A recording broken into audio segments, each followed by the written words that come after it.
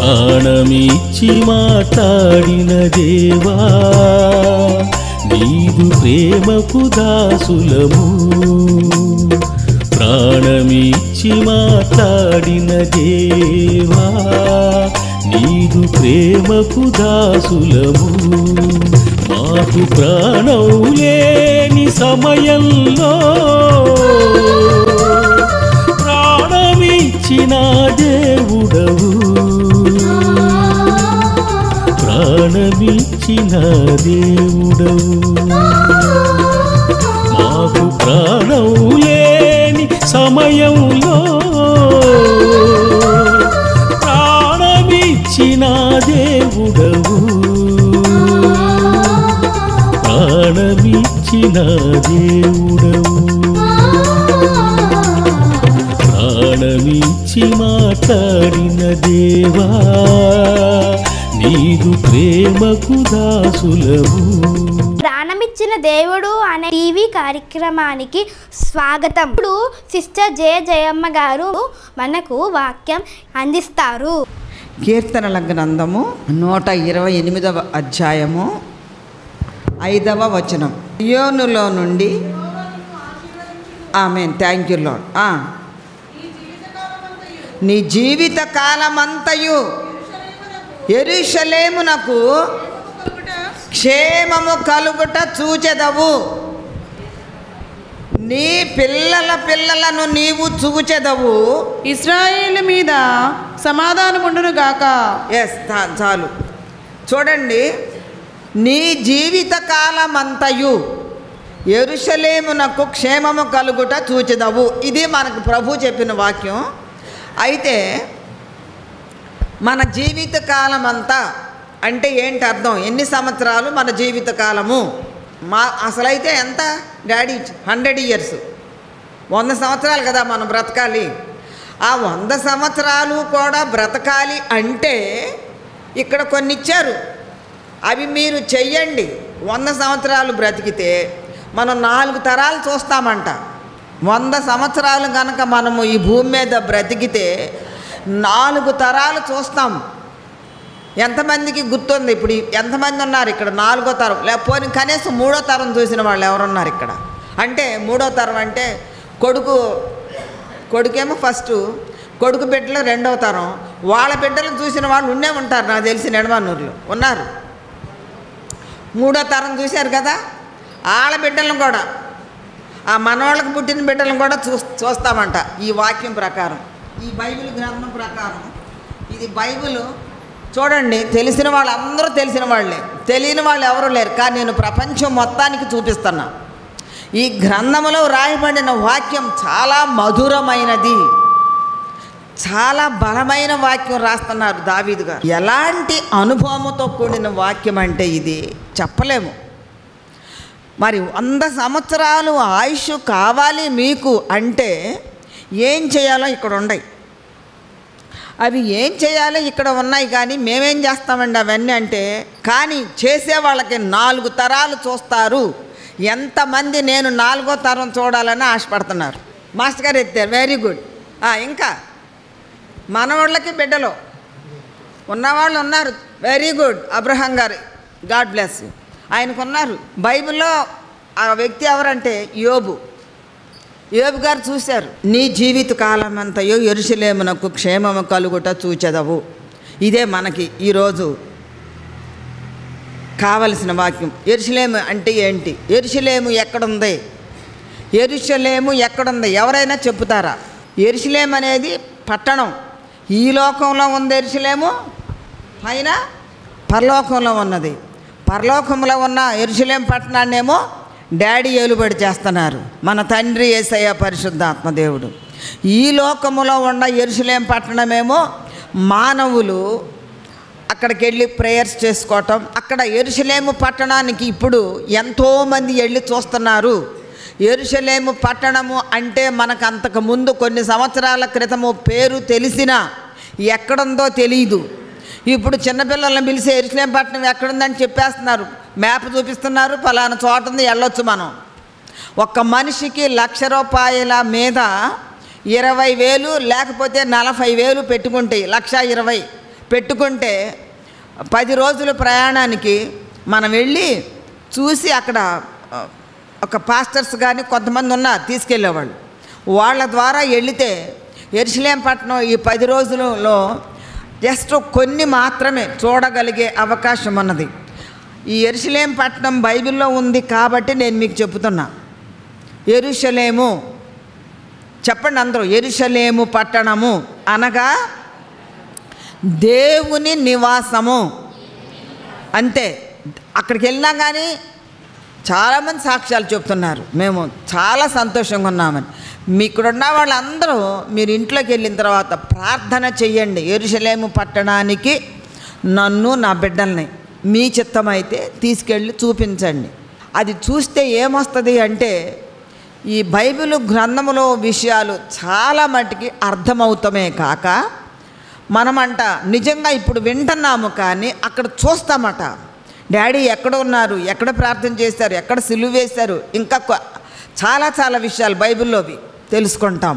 అయితే ఇక్కడ చెప్పేది ఈ యెరూషలేము నాకు గురించి కాదు, పరలోకములోని యెరూషలేము చూస్తామట. మనము ఏం పనులు చేస్తే ఏం పనులు చేయాలి, మేము ఇప్పుడు ఆ యెరూషలేం పట్టణం పరలోకంలో ఉన్న యెరూషలేం పట్టణం చూడాలన్నా మన జీవితాలు ఎలాగున్నాయి, మన దేవుని అందు భయభక్తులు కలిగి లేనప్పుడు ఎలాగున్నాము, తర్వాత మారిపోయి దేవునిలోకి వచ్చిన తర్వాత ఎలాగున్నాము బేరీజ్ వేసుకుంటే తెలిసిపోద్ది మన లైఫ్. చాలామంది మీరు సాక్ష్యాలు చెప్తున్నారుగా, మేము ఇంతకుముందు ప్రార్థన కరెక్ట్గా చేసుకోలేని అప్పుడు కొంచెం ఇబ్బందులు ఉన్నాయండి, ఇప్పుడు ప్రేయర్ చేసుకోవటం ఉపవాసం ఉండటం చేస్తుంటే పరిస్థితులు డాడీ బాగు చేస్తున్నారు అని చాలామంది చెప్తున్నారు కదా. ప్రార్థన వల్ల ఆశీర్వాదం వస్తుందని. అంటే మనం ఏం చేస్తున్నాము, యెహోవా యందు భయభక్తులు కలిగి ఆయన త్రోవల యందు నడుచువారందరూ ధన్యులు. ఆయన త్రోవలంటే ఇందులో ఇచ్చిన కొన్ని ముఖ్యమైన విషయాలు మనం వాటిల్ని అనుసరించాలి. అయితే దానికి 119వ అధ్యాయం 1వ వచనం ఒక్కటే చదువుతా. యెహోవా ధర్మశాస్త్రమును అనుసరించి నిర్దోషముగా నడుచుకుని వారు ధన్యులు. ఇక్కడ ధన్యులు అనే మాటకి అక్కడ ఇచ్చాడు ఆన్సరు. ధర్మశాస్త్రమును అనుసరించితే చాలట. ధర్మశాస్త్రము అనుసరిస్తున్నారా లేదా అనేది మనం ప్రశ్న వేసుకుంటే ప్రతిరోజు మనం బైబిల్ చదువుతున్నాము అనే ఆన్సర్ వస్తుంది. మరి బైబిల్ చదువుతుంటే ఇంకా ఎందుకు మరి మనం ధన్యులము కాలేకపోయాము? అందులో ఉన్న కొన్ని ఆజ్ఞలు మనం పాటించకపోవటమే. పాటిస్తే అన్నీ జరుగుతాయి. అయితే దాని వలన మనకు వచ్చే ఆశీర్వాదం ఏంటంటే 2లో ఉంది ఆన్సరు. నిశ్చయముగా నీవు నీ చేతుల కష్టార్జితమును అనుభవించెదవు, నీవు ధన్యుడవు, నీకు మేలు కలుగును. అయితే నిశ్చయముగా మన చేతుల కష్టార్జితాన్ని మనమే అనుభవించాలి అంటే దానికి ఏదైనా మళ్ళీ మార్గం ఉందా లేదా? మన కష్టపడిన డబ్బులు మనము మన బిడ్డలు అనుభవిస్తూ దేవునికి ఇస్తూ ఒక కుటుంబంగా ఉండాలి అంటే ఏం చేయాలి? మరి చాలామంది నాకు ఫోన్స్ చేసి చెప్తున్నారు, మన జీతం వస్తుందండి, హస్బెండ్ అండ్ వైఫ్. నిజంగానండి, హస్బెండ్ అండ్ వైఫ్ ఉన్నవాళ్ళు శాలరీస్ తీసుకున్న వాళ్ళు ఎక్కువ మంది అప్పులు ఏంటి అని కనిపెట్టి ప్రార్థన చేస్తే వాళ్ళల్లో కొన్ని దోషాలు. మనకి వచ్చిన జీతములో నుంచి 10వ వంతు ప్రభువుకి ఇవ్వాలి తప్ప వేరే చోటకి వెళ్ళి మేమండి 10వ వంతు తీసి పక్కన పెడతానండి అంటతో ఒక ఆమె పక్కన పెట్టిద్దంట. ఎవరికో కొంత ఇస్తుందంట, ఎవరికో కొంత, వాళ్ళు ఎవరో తెలియదు మనకి. ప్రభువుకి మాత్రం లాస్ట్లో చెబుతుంది కొద్దిగానండి ప్రభువుకి సంబంధించిన వాళ్ళు వస్తే ఇస్తా. సంబంధించిన వాళ్ళు ఏంటి, చర్చిలో ఇవ్వాలి కదా, నువ్వు మొత్తం పట్టుకెళ్ళి చర్చిలో ఇవ్వాలి కదా, చర్చిలో మీ పాస్టర్ గారు చెప్పరా అంటే వాళ్ళ పాస్టర్ గారు చెప్పినా సరే విననోళ్ళు. అయితే విని ప్రభువు చెప్పినట్టు విని ఆయన చెప్పినట్టు చేస్తే వచ్చేవారికి ఆశీర్వాదాలు ఎలాగుండయో చెప్తున్నారు ఇక్కడ. నీవు ధన్యుడవు, నిశ్చయముగా నీవు నీ చేతుల కష్టార్జితమును అనుభవించెదవు. మన చేతుల కష్టార్జితమును అనుభవిస్తే మనం ఎలాంటి ఆహారము తింటామో ఒక్కసారి యెషయా గ్రంథము 3 ఆలకించుడి. ప్రభువును సైన్యముల అధిపతియు నగు యెహోవా పోషణమును పోషణాధారము, అన్నోదకముల ఆధారమంతయు పోషణమంతయు. అంతే, అక్కడ వరకు చదివితే చాలు, ముందు చాలు. అసలు ఏంటంటే ఆయన చేసేది పోషణము, పోషణ ఆధారము. ఇప్పుడు సాక్ష్యం చెప్పాడుగా సురేష్ గారు, చేతిలో డబ్బు లేకపోతే ఏం చేశాడు? ఎలా ప్రభు కాపాడారా లేదా? అలా కాపాడతారు అనుకోనేమో. మనము ఇచ్చి చూడండి, ప్రభువుకి ఇచ్చి చూడండి. ప్రభువుకి ఇచ్చి చూస్తే ఏమొస్తుందో మనకి ఇక్కడ చాలా కరెక్ట్గా ఉంది. 10వ వంతు మనకి ఒక పెన్షన్, ఒక జీతం, కంపెనీ నుంచి బోనస్ ఏదొచ్చినా 10వ వంతు ఖర్చులో వేస్తే నాకేంటి లాభం అనేవాళ్ళు లేరు అనుకుంటున్నాను నేను. ఈ మందిరంలో ఇచ్చిన వాళ్ళు దీవించబడుతున్నారా లేదా? దీవించబడుతున్నారు. 10వ వంతు ఇస్తాం మొదలుపెట్టినాక చాలామంది మహాబలముగా ఆశీర్వదించబడ్డారు. నాకు తెలుసు ఆ సంగతులు, సాక్ష్యాలు చెబుతున్నారు. అయితే అది ఇవ్వని వాళ్ళకి కూడా శ్రమ ఉంటుంది. అడుగుతాడు ప్రభు, 10వ వంతు ఏం చేశావు? నేను నీకు సుమారు 50,000 రూపాయల జీతం ఇచ్చా, 5,000 రూపాయలు నా భాగం ఏది అని అడిగితే అప్పుడు మనం జవాబు ఏం చెప్పుతాం? దొంగలమా దొంగలం కాదా? దొంగలమే. సరే, అప్పుడు ఇస్తేనంట మనము 3 తరాలు చెప్పే కదా, 3వ తరం ఎవరికి కావాలని, ఆ 3 తరాల వరకు కూడా అదే ఆశీర్వాదం ఉంటుందట. హల్లెలూయా, హల్లెలూయా. మరి ఇక్కడ ఇచ్చే వాళ్ళందరూ 3 తరాల ఆశీర్వాదం చూస్తారు తప్పకుండా. యోబు గారు 4వ తరం చూశాడని చెప్పా.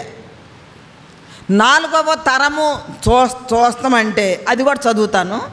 అయితే ఇప్పుడు ఇక్కడ నీ జీవిత కాలమంతయు యెరూషలేమునకు క్షేమము కలుగుట చూచెదవు, నీ పిల్లల పిల్లలను నీవు చూచెదవు, ఇశ్రాయేలు మీద సమాధానముండునుగాక. దీనికి ఆదికాండము 50వ అధ్యాయం చూద్దాం. అక్కడ ఒక వ్యక్తి ఉన్నాడు. ఆ వ్యక్తి ఎన్ని తరాలు? 50వ అధ్యాయము 23, 22 నుంచి చదువమ్మా. యోసేపు అతని తండ్రి కుటుంబపు వారును ఐగుప్తులో నివసించిరి. యోసేపు 110 సంవత్సరములు బ్రతికెను. యోసేపు ఎఫ్రాయిము యొక్క 3వ తరము పిల్లలను చూచెను. హల్లెలూయా. ఎఫ్రాయిము అంటే యోసేపు కుమారుడే. అతని యొక్క 3వ తరం చూశాడట. హల్లెలూయా.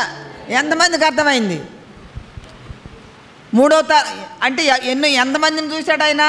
ఇప్పుడు ఒక వ్యక్తి ఉన్నాడు, యోసేపు గారు అనే వ్యక్తి. మీకు తెలుసు యోసేపు గారు. ఆయన కుమారుడు పేరు ఇచ్చాడు ఎఫ్రాయిము అనే వ్యక్తి. ఆ ఎఫ్రాయిము యొక్క 3వ తరాన్ని చూశాడట యోసేపు గారు. హల్లెలూయా. అంటే ఏంటి? యోసేపు గారికి ఎన్నో తరం అవుతుంది?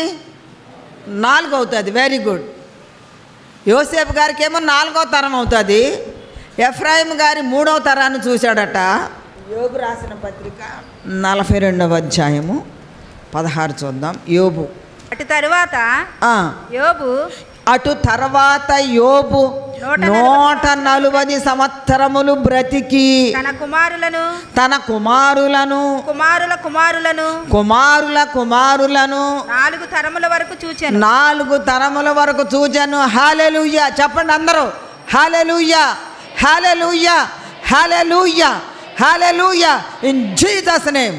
ఇది మనకు తప్పకుండా మనందరికీ కలుగును గాక. యేసు శక్తి కలిగిన నామములో మీరు నిజంగా 10వ వంతు ఎవరన్నా ఇస్తుంటే ఇదే మీకు గుర్తు. ఈరోజు చెప్తున్న వాక్యం 4 తరముల పిల్లలను మనము చూస్తాము. అంతేకాదు ఈ 4 తరముల పిల్లలు కూడా మనల్ని వెంబడిస్తారు. మనల్ని వెంబడించటం అంటే మనము దేవుని యందు భయభక్తులు కలిగి ఎలాగూ జీవిస్తున్నామో అది మనము నేర్పుతాము మన బిడ్డలకి. మన కుమారుల కుమారులు కూడా నేర్చుకుంటారు. అది అర్థం ఇక్కడ. అంతేగాని ఎందుకండి మనవరాళ్ళు పుట్టి వాళ్ళు మమ్మల్ని ఏమైనా చూస్తున్నారా అనేటట్టు పిల్లలు కాదు. అలాంటి పిల్లల్ని ఇవ్వడు ప్రభు. కావాలంటే మీరు ఛాలెంజ్ చేసుకుని టెస్ట్ చేసుకోండి.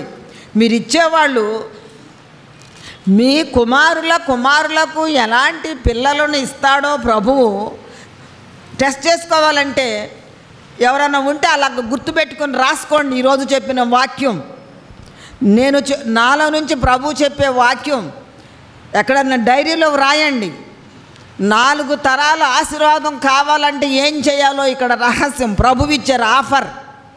10వ వంతు ఇమ్మని చెప్తావేంటమ్మా చర్చికి వచ్చి ఏదో వాక్యం చెప్పి వెళ్ళిపోక అంటే 10వ వంతు గురించి కూడా చెప్పాలి. ఇక్కడ ప్రభు మన ఇచ్చాడుగా. ఆ 10వ వంతు కూడా ఎలాగివ్వాలో కూడా ఉంది. ఇక్కడ ఎలాగివ్వాలంటే ముందు ఇక్కడ భయభక్తులు కలిగి అని చెప్పే కదా ఒక మాట. యెహోవా యందు భయభక్తులు కలిగి, భయము భక్తి కలిగి ఉంటేనే మనకు సంపాదనలో ఇస్తాము.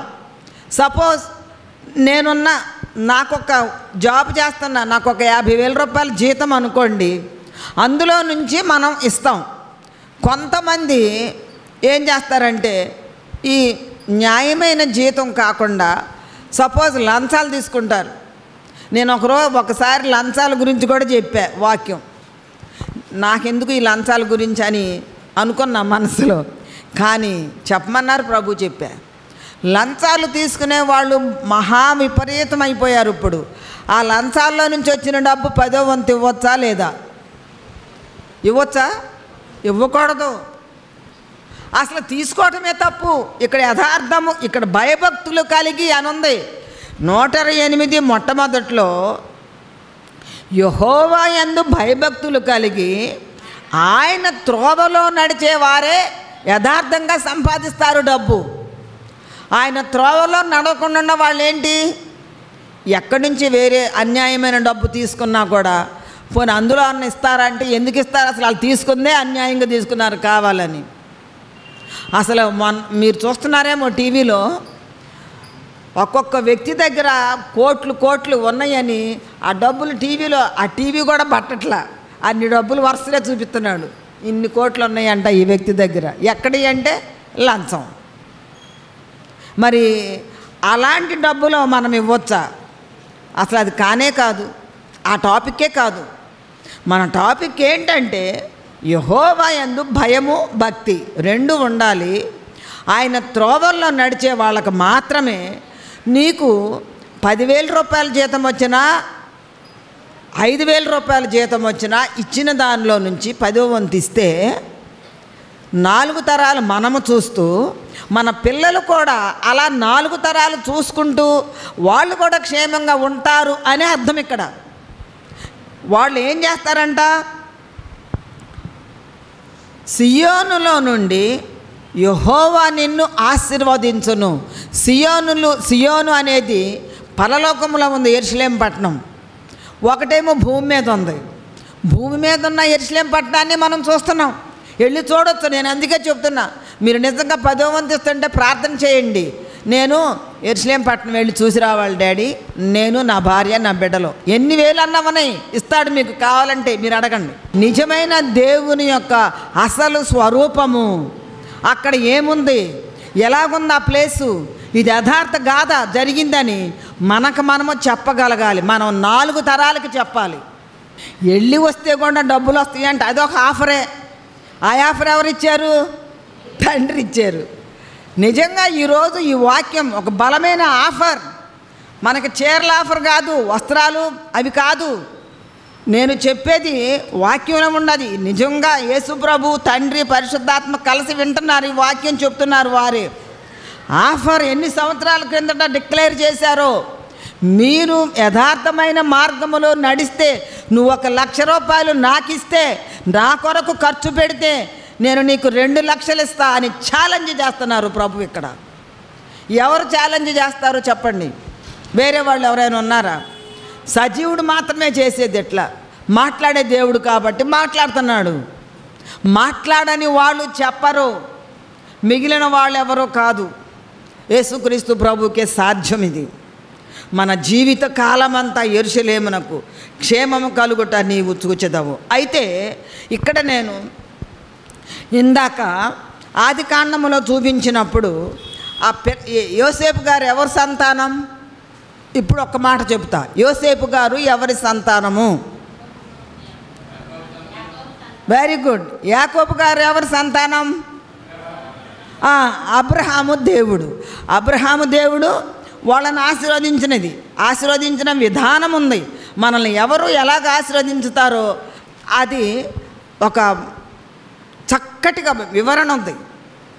ఆ చక్కటి పాట మనం విన్నాం. ఇప్పుడు ఈ అబ్రహాము దేవుడు, ఇస్సాకు దేవుడు, యాకోబు దేవుడులో నుంచి వచ్చిన ఈ సర్వజనాంగము మనమే. మనకి యెరూషలేం పైన ఉంది, యెరూషలేం ఇక్కడ ఉంది. అక్కడికి నేను తీసుకెళ్తున్నాను రండి అని చెప్తున్నా. మనం సిద్ధంగా ఉండి వెళ్ళటానికి సిద్ధపడాలి, ఆశీర్వాదం ఇవ్వటానికి మాత్రమే. అబ్రహాము దేవుడు, ఇస్సాకు దేవుడు, యాకోబు దేవుడు దీవించును. అబ్రహాము దేవుడు, ఇస్సాకు దేవుడు, యాకోబు దేవుడు దీవించును.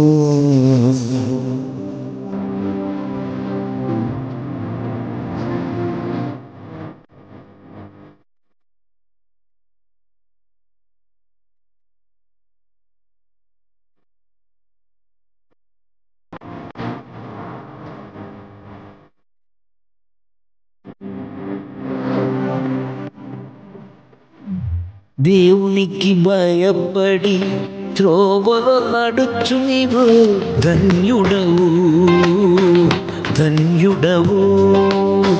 దేవునికి భయపడి త్రోవలో నడుచు నీవు ధన్యుడవు, ధన్యుడవు. నీ చేతి కష్టము నీవు భుజించుట నిశ్చయం, నీ చేతి కష్టము నీవు భుజించుట నిశ్చయమే, నిశ్చయమే. అబ్రహాము దేవుడు, ఇస్సాకు దేవుడు, యాకోబు దేవుడు దీవించును.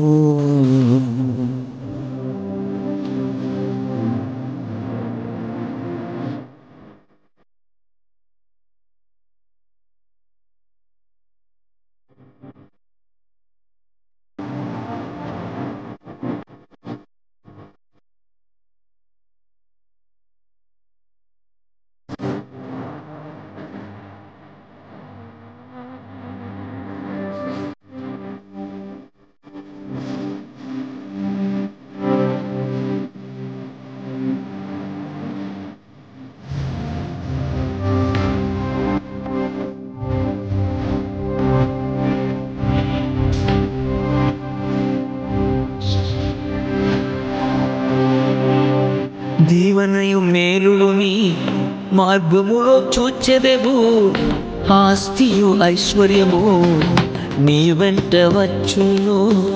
దీవెనయు మేలుని మార్గములో చూచెదెవు, ఆస్తియు ఐశ్వర్యము నీ వెంట వచ్చును.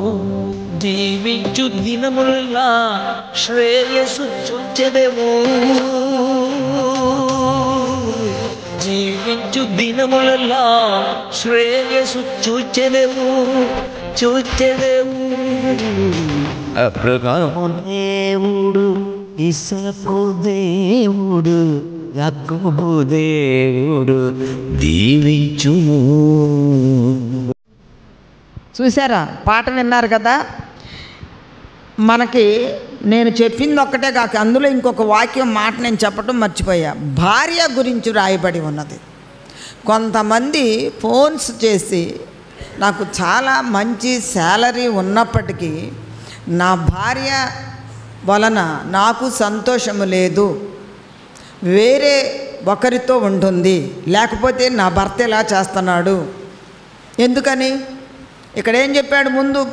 యెహోవా యందు భయభక్తులు కలిగి ఉన్న వాళ్ళకే ఇలా జరుగుతుంది అని క్లియర్గా ఉంది వాక్యం. భార్యని వేరొకళ్ళకి అప్పగించాడు దేవుడు. అసలు దేవుడు ఆ పని చేయడు, కానీ సైతాన్ అప్పగించుద్ది. ఏంటి మరి?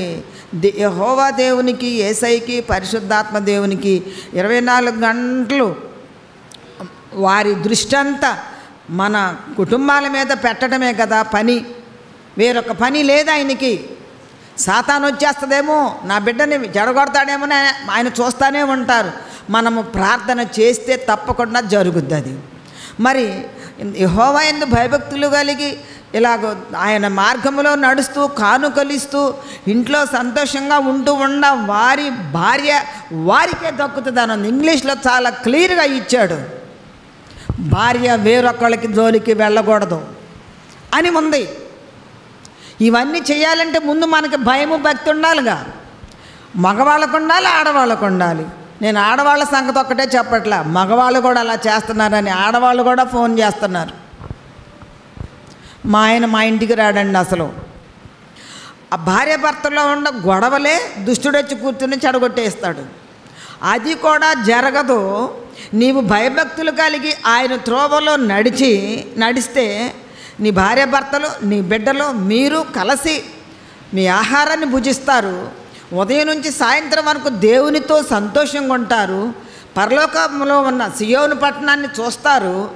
ఇక్కడున్న ఈ భూమి మీద ఉన్న యెరూషలేం పట్టణాన్ని చూడాలన్నా కూడా ఆయనే అధికారి. మన భార్య ఎవరి భార్య వాళ్ళతో ఉండాలి అంటే కూడా ముందు దేవుని యందు భయభక్తులు కలిగి ఉండాలి.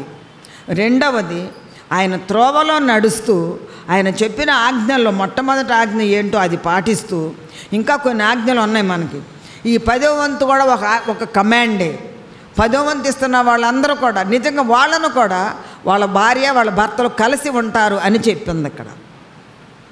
ఇంకొకళ్ళ జోలికి భర్తని వెళ్ళనివ్వడు, ఇంకొకళ్ళ జోలికి భార్యని వెళ్ళనివ్వడు. మన బిడ్డలను కూడా మనతో 4 తరాలు క్షేమంగా ఉంచుతారు. ఈ వాక్యాన్ని పట్టి ఈ వాక్యాన్ని ప్రభువు తన వినికిడిలో మన కొరకు దీవించనుగాక. ఆమేన్. ప్రార్థన చేస్తాం. ఎవరు ఎంతమంది ఉద్యోగాలు లేక పేద స్థితిలో ఉండి, అయ్యా చిన్న ఉద్యోగమే నాకు, కూలి పని చేసుకుంటున్నా, చదువు ఉన్నది అని ఎందరో అడుగుతున్నారు ఫోన్స్ ద్వారా. ఇంకను గర్భఫలము కొరకు, గర్భఫలము లేని వారు గర్భఫలము కొరకు ప్రార్థిస్తున్నట్లయితే I am going to bless them everything that what you are asking me in Jesus' name. As thank you Father, thank you Spirit of God in Jesus' name.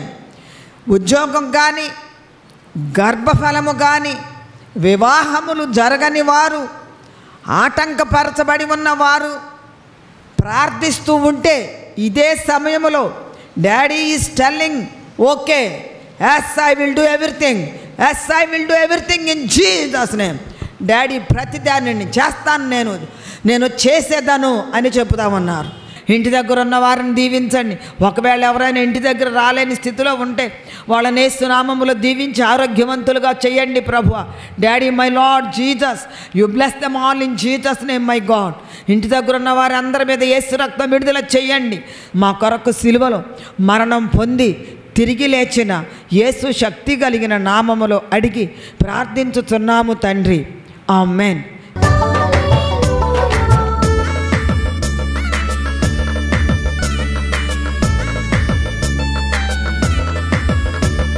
Hello hello యేసు నామములో, హలో హలో యేసు నామములో, యేసు నామములో, యేసు నామములో, యేసు నామములో జరుగునుగాక.